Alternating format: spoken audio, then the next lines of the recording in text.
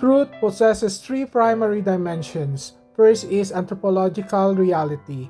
It is the recognition of the fundamental inalienable dignity of the human person as created in the image and likeness of God.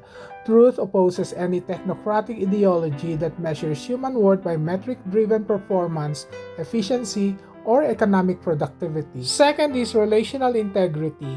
Truth is the basis for authentic dialogue and shared responsibility. It requires transparency in how information is generated and shared, ensuring that human relationships are grounded in reality rather than algorithmic illusion. Third is a bulwark against manipulation. In an epoch marked by generative AI, deepfakes, and automated disinformation, truth is defined defensively as the safeguard of public reality. It is that which resists the fragmentation of shared meaning. Truth is being distorted by the decoupling of advanced processing power from a moral conscience, resulting in an AI system that presents automated, highly biased information under a false veneer of absolute objectivity. This illusion of neutrality is further fractured by a deluge of deepfakes and manufactured realities that erode the public's capacity to distinguish fact from fiction, while a handful of global tech monopolies weaponize this epistemic asymmetry to control and commodify public discourse. Ultimately, this replaces the slow, deeply human labor of critical reflection and collective discernment with an intellectually dependent culture of immediate, ready-made answers, sadly eroding shared reality and paving the way for a cold, totalitarian culture of power.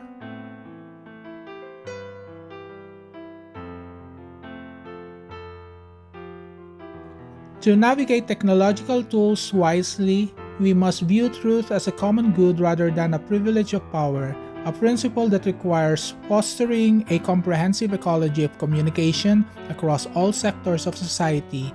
At the policy level, this demands greater transparency in content selection algorithms and stricter data protection, while culturally it requires bolstering serious journalism, debate forums, and intermediary organizations that prioritize reasoned arguments over immediate reactions. Furthermore, this shifting landscape calls for families and schools to cultivate critical digital and AI literacy, just as universities must challenge students to synthesize complex knowledge and master fact verification skills.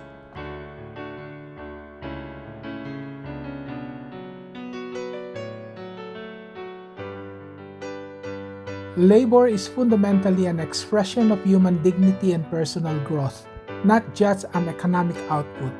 The encyclical warns deeply against the technocratic paradigm, where workers risk becoming passive bystander in an automated system that prioritizes raw optimization over human agency. Instead, the document insists that artificial intelligence must remain a servant to human ingenuity, designed to elevate rather than diminish the subjective experience of the worker. By anchoring technological progress to the moral responsibility of community well-being, the text calls for a future where innovation actively protects livelihood, fosters equitable participation, and ensures that the automation of tasks never results in the devaluation of the human spirit.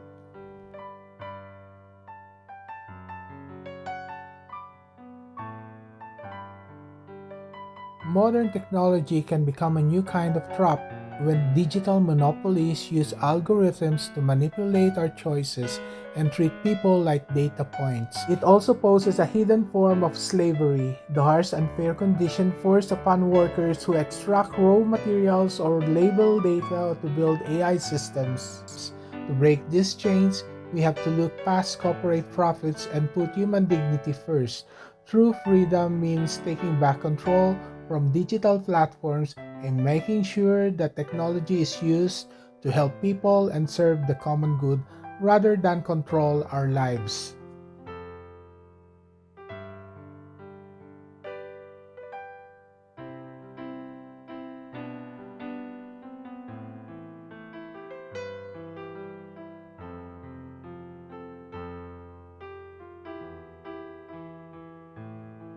Authentic progress is not measured solely by GDP, technological breakthroughs, or stock market high.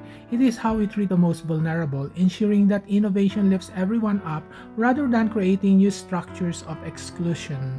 These innovations shouldn't be controlled entirely by a single entity.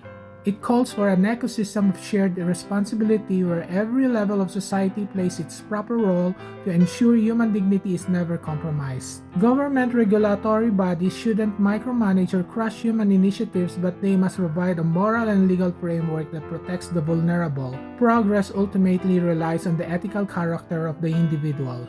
By practicing moderation, discernment, and a sense of truth, citizens resist the pull of mindless consumerism, choosing instead to use new technologies to serve others.